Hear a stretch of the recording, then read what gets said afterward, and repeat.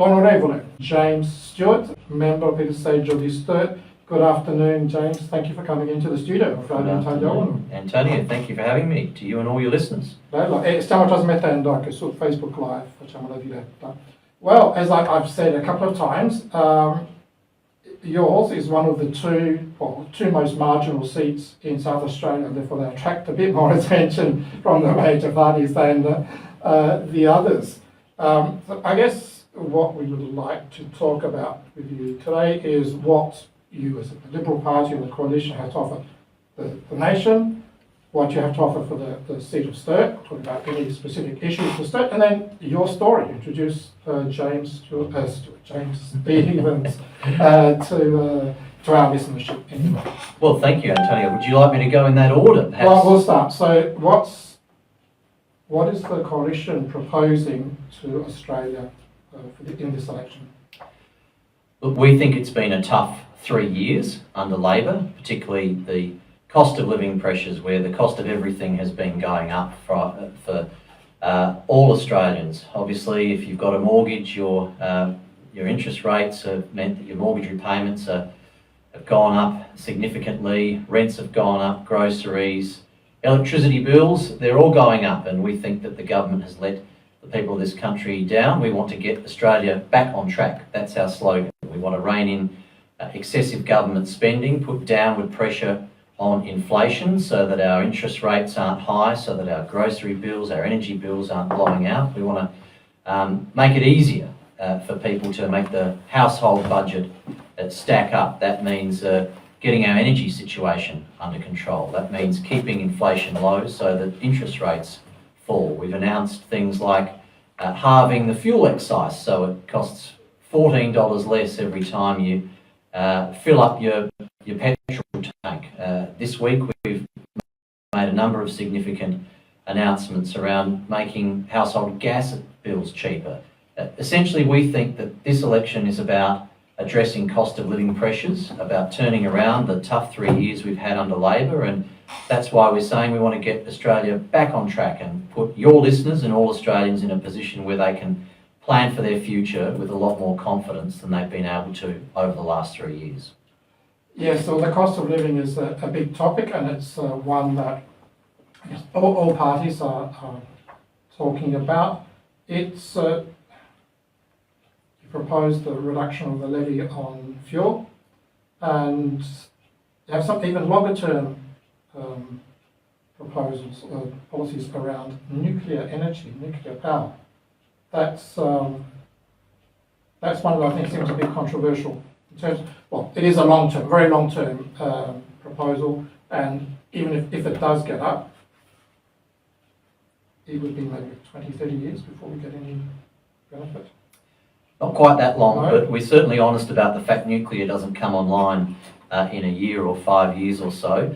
Funnily enough, our policy is very similar to the Italian government. The Meloni government are looking at reintroducing nuclear generation in Italy, and there's actually a lot of similarities between the reasoning why around, of course, achieving energy security, also getting emissions down. We've got a commitment to get to net zero CO2 emissions by 2050. Now, electricity generation is a huge part of that, and in particular, obviously in this country we've relied on coal generation to generate our electricity for a long, long time. We can't rely on that into the future if we're going to get to net zero by 2050. But of course, nuclear is a zero emissions technology. It's quite strange that the country with the largest reserves of uranium in the world doesn't have a civilian nuclear generation industry, that being us here in Australia. So we see it as a great opportunity to not only fulfil our responsibilities to get to net zero, but we've also done modelling to show that it will put enormous downward pressure on bills compared to a renewables only outlook that the Labor Party have. Renewables are very important going forward. We'll be doubling the number of renewables and tripling the amount of storage to support renewables, but they can't do it alone. They need reliable, dispatchable, zero emissions nuclear to support them. And so if we're successful, we will reverse the ban on nuclear, and we will engage in building 7 nuclear power plants around the nation. Yeah, there's a few interesting points that you've just what you've just said. You mentioned net zero in 2050. So you're going to abandon the current or change the current target that we have? No, the current target is net zero by 2050.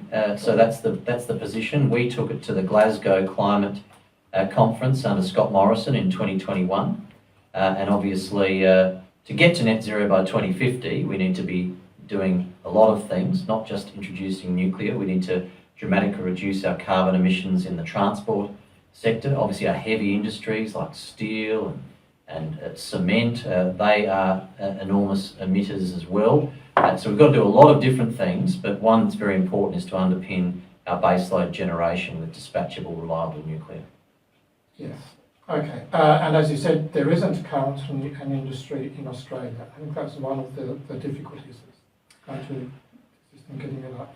Well, there will be, of course, in the defence sector because we're building nuclear submarines here. In fact, of course, as we all know, here in Adelaide. So we're going to be having a remarkable amount of technological capacity and expertise coming right here to Adelaide. We'll be building nuclear submarines with reactors, Rolls-Royce reactors coming out of the United Kingdom. Very tightly held technology that's very different to nuclear generation for power stations, but the expertise, the regulatory environment, and of course the waste storage is all required for us to undertake the nuclear submarine program. We think that's a real watershed and it dramatically changes our ability to embrace a civilian nuclear generation industry. We're going to need to train Australians to be involved in the submarine program, and we can train Australians to also operate and run a nuclear civilian generation industry. Cool. And actually, I have to say, this morning I heard James Patterson on Radio National. He was very coherent and clear in putting out the story, which hasn't always been so good in recent days. So,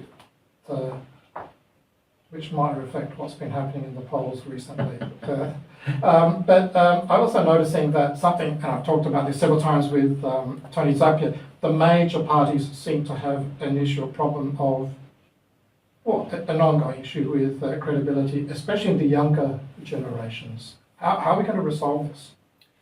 Look, I think younger people get their information from a lot of different sources these days. We have to accept that and understand it. The internet in particular and social media means that a lot of different fragmented messages float around on different topics from sometimes reliable and sometimes unreliable sources. When I was younger, you read the newspaper, you watched the news at night, you didn't really, question whether or not what was being reported to you was accurate or not. But I think your point's quite right. Younger people now have probably changed and become a little bit more cynical about some of the information they receive, and also maybe they are believing some of the more lateral sources of information out on the internet. And as you say, both parties have got the same challenge in securing the confidence and support of younger people. I'm still a firm believer that as long as we've got the policy offer right, communicating it shouldn't be the difficult part. As long as you've got good policies that you can demonstrate in a credible way to people is going to help and benefit their lives, then I think that's always the number one challenge in politics, and that doesn't mean we always get it right in either the Liberal Party or the Labor Party when we're trying to communicate with younger people. But we need to start by making sure we've got a really good, appealing policy agenda, and then explaining it to them and maybe cutting through some of the noise around all their other sources of information. I don't think is as difficult when you've got a good message. Yes, it's quality that matters. Well, I've talked about the polls. I also follow the betting markets. I don't bet, but I follow them because they give different information from the polls, and they're giving you as the favourite for the seat of Sturt. Let's talk about Sturt now. What are there specific issues to your electorate that might be a bit different from the national story that we're hearing? Well, there's certainly one big issue that I've been campaigning on for a long time, which is to build a freight bypass to get heavy trucks off Portrush Road. So the seat of Sturt runs from basically the southern boundary is the toll gate at the bottom of the southeastern freeway, Okay. right up to Grand Junction Road is the northern boundary, and essentially everything between the parklands of the city and the foothills, to summarise it, that whole eastern and northeastern suburbs of Adelaide is the seat of Sturt. So Portrush Road runs right through the heart of the electorate of Sturt, and we have heavy freight, sometimes heavy freight that's going from Melbourne to Perth, travelling through the suburbs of Adelaide, which I think is absolutely ridiculous. So the biggest local issue that has been in place for a long time but is at stake in this election is our commitment to build the Greater Adelaide Freight Bypass. So this is a new route that goes from Monarto up to Truro, through Cambrai, Sedan, and would allow heavy freight, particularly those big B doubles, all that big freight that currently rumbles through the suburbs, to take that alternative purpose-built route so that it's not going along Portrush Road. There's an issue coming along into the future beyond Portrush Road because, of course, we're building the north-south corridor, and there's a big risk that some of that heavy freight also starts to go down Crossroad. Yeah. Now, we don't want that on Portrush Road or Crossroad. I think for the whole city, it's not just the seat of Sturt if you start to talk about Crossroad. And by building the freight bypass, that means we can get that heavy freight out of our suburbs. So there are many important issues locally in Sturt, but that has certainly emerged in this campaign as the biggest ticket item. It's something we've endured for my whole life and well before I was even born. I've lived within a couple of hundred metres of Portrush Road, basically since I was born. And anyone that lives near Portrush Road knows the heavy freight travelling along there is just not acceptable, and we need to get it out of suburban Adelaide. Yes, I occasionally go past Portrush Road, and it can be sometimes a bit scary actually, seeing those huge lorries and, I won't say laps, but hurtling down at a fairly good speed. So let's take a step back. So those two seats were mentioned, Boothby and Sturt. I guess Boothby was always a bit marginal, even though it was held for a long time by the coalition.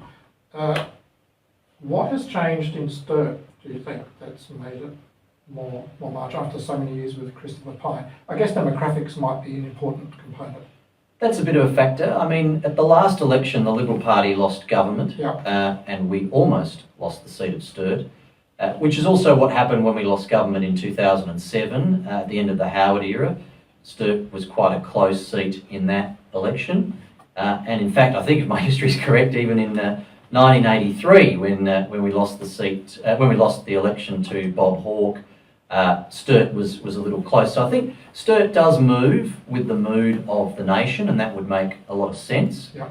And I understand why things were very close at the last election, and certainly some parts of the electorate swung more than others. There are demographic reasons for that. There were some issues at play in the last federal election that I think caused the Liberal Party to lose some of our traditional supporters for a few reasons that had built up through the COVID era and some other issues. A lot of things that I fully understand and respect. Some of our more traditional supporters found it difficult, or probably in some cases didn't support us for the first time for some time at that election. So look, this election is my chance to rebuild some of that support from the last election. It's a hotly contested election this time, like it was last time. I think it'll be very close no matter what the result. I think it'll be a very close result. I don't think we'll know on the night. I think it will take a few days, the postal votes, a few other things to find out the result in Sturt. I suspect Boothby could be quite similar. So two very tight contests in those seats here on the 3rd of May.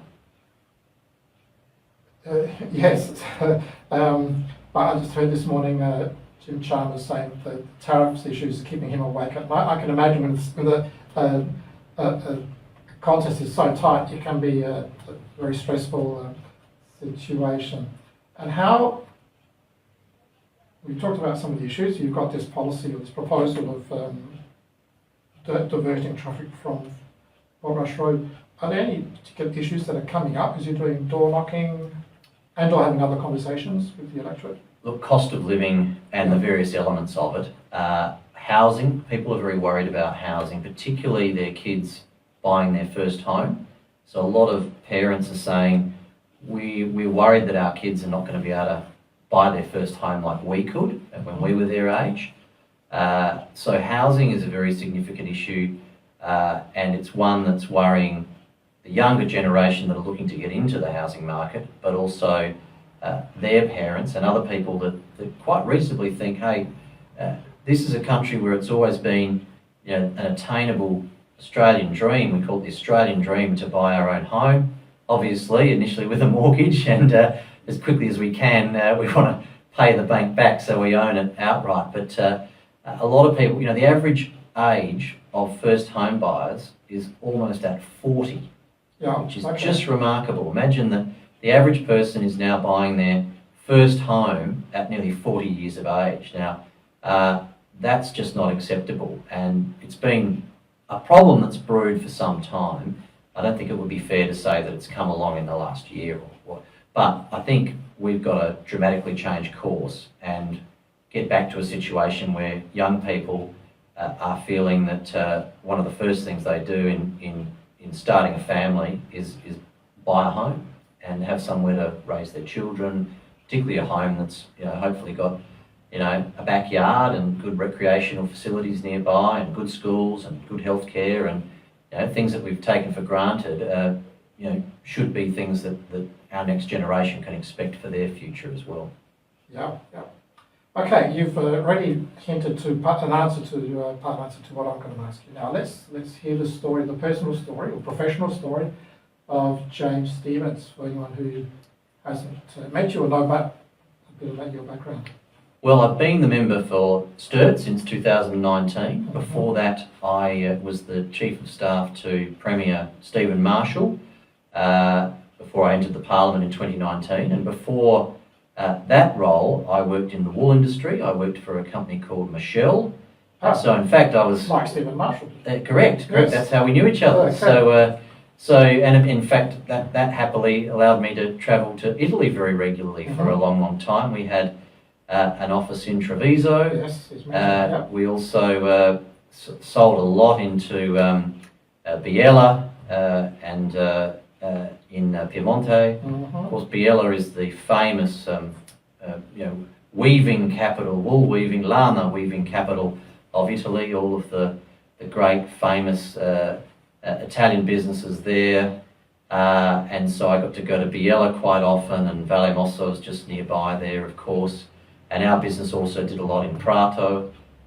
So my time in wool involved selling yarn and fabric around the world. We had customers on most continents, and that was really exciting and enjoyable for me, particularly in my late 20s and early 30s when I could, you know, you could travel a lot.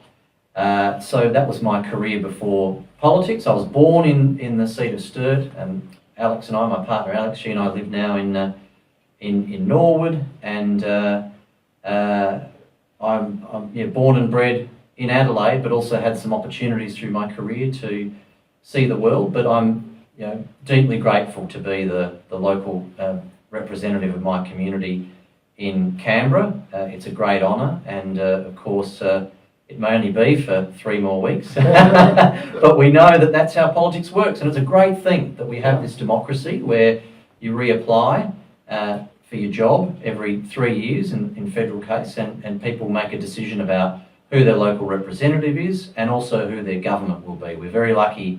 You look around in some other parts of the world right now and imagine how jealous so many people are of what we get to do here in Australia. Right, and you just mentioned obviously being in Canberra, and we know that the work of a politician is a lot more than just representing their seat, a lot more, or sitting through question time. What sort of interests have you been pursuing in the House of Reps? Look, as a South Australian, in particular, I've been interested in the defence industry opportunities for our state. I mentioned submarines before, and of course we also have the frigate contract with BAE to build the surface vessels for the Royal Australian Navy, and frankly, Adelaide has become, which I think is really exciting, the centre of naval shipbuilding for our country, I think permanently now. We will always build the major capital vessels for our Navy here in South Australia, and that's 10,000 jobs in that industry if you think of all the companies associated with it, which is really exciting. The other big issue for me that I think every South Australian has to be focused on is the River Murray, and making sure that we're delivering the Murray-Darling Basin Plan and securing Adelaide's water supply and in securing the environmental health of the river, particularly down the lower lakes. I think it is a great tragedy of the federation of this country that the Commonwealth Government doesn't have power over interstate waterways. And I don't think anyone's recommending a referendum anytime soon, given we've just had quite we had a lot of elections recently, but I think that's a great gap in our constitution, that the states have power over water, because what it means is the upstream states, I should say, obviously have control over water that deservedly needs to properly flow into our state. So I'm very hot on the River Murray as well, I think, as a South Australian. And I think both those points, it doesn't matter if you're Labor or Liberal or Independent or any other party, if you represent the state of South Australia in Canberra, you've got to know when you're a part of Team South Australia. And there are issues, the Whyalla Steelworks is a good example just recently, where we all need to work together sometimes, even though we have our disagreements on policies for matters that are so important to our state. Yes, well, the water one is a perennial issue, and you said it's probably structural in terms of how the federation was set up. And so I think we can have a few more minutes, given that the next guest has not arrived. That's if you can. So I realise it's very busy schedule as it's getting so close to the election, and as okay, well, let's go back to what might have been happening the last few days of the polls and even the betting markets moving away from the LNP towards Labor. There's still, in the betting markets, according to Sportsbet, a minority ALP government is still the favoured, but somehow the odds on a majority ALP government has shortened. What's going on there, do you think? Well, it's a worry, because I obviously want a majority coalition government, but I also believe in majority government no matter what. I really don't think the country is served well having a minority government of any persuasion. When we've had them in the past, it hasn't been good for the country. And the big problem is that once you're relying on a whole bunch of crossbench MPs to hold your government together, you've got to negotiate with them on every single issue of the day that comes along. And if your government could be defeated in a no confidence motion at any point in the Parliament, then it means you've got to, check in with and get the approval of all these independent members before the government can take action and respond to the issues of the day. So, look, I believe in majority government where people choose one of the major parties to have a majority and to run the country for 3 years. Hopefully we get it right, but if we get it wrong, there's an election to rectify that every 3 years. But a minority government is having a form of election on a daily basis, because a particular issue, if someone on the crossbench doesn't like what the government wants to do, they can potentially hold them hostage for poor decision making. So traditionally, as we get closer to the election day, the polling that I remember when Nick Xenophon was apparently going to become the Premier of South Australia a few weeks before the 2018 election, and that obviously didn't pan out. And I think that's because as the election got closer, people started to think very much that, look, and in this contest, they've either got continuing with the current government on the trajectory it is on, or changing to the alternative government. I think I understand why the polls and the betting markets show that, and I think they're accurate. I think if there was an election today, we could well have a hung parliament, but I hope for the country's sake that we don't. Yes. Actually, going back to Stephen Marshall, we had some very nice conversations with Stephen Marshall, and his style of communication outside of these forums was different from what I've seen from other leaders of the State Liberal Party.